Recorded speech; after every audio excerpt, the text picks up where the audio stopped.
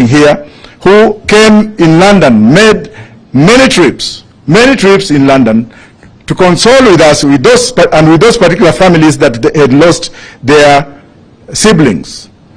I hold the former president accountable for the thematic elimination of the Kikuyu community, something that Gachagua is now repeating.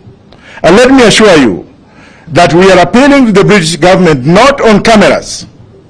I am appealing to the British government not on cameras, but we know what you are going to do. To ban those who are involved from stepping foot in Britain and EU, to ban those who are spearheading these systematic killings of young Kikuyu men and women from setting foot in Britain, in USA. And I can assure you that when I say it, I mean it. And I know what I'm talking about.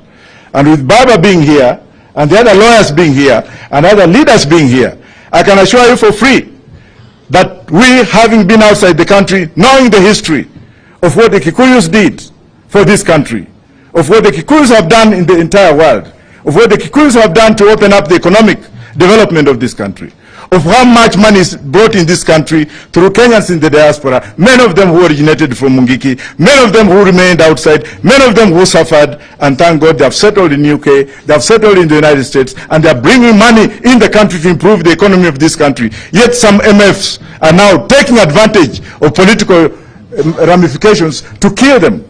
Gachagua is just a small man. You may have the barrel of the gun. You may have all the powers. You may have all the police. But when the day of reckoning comes, you'll be alone. We have seen other leaders who are here before, who are used to doing that. Biot being one of them. Where is Biot today? Dead and buried 6 feet under the grave. What about people like those ones you know from Mount Kenya?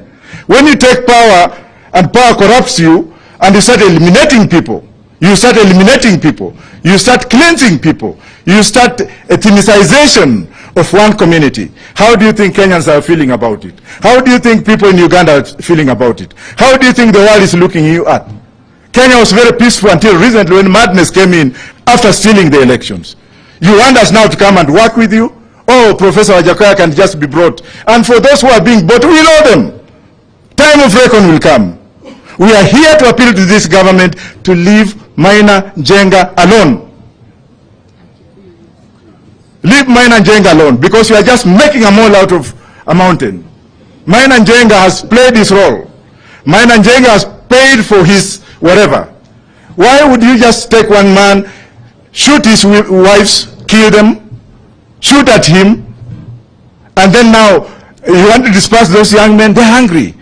When you see a lion, don't think it is a lion when you can put your finger in its mouth.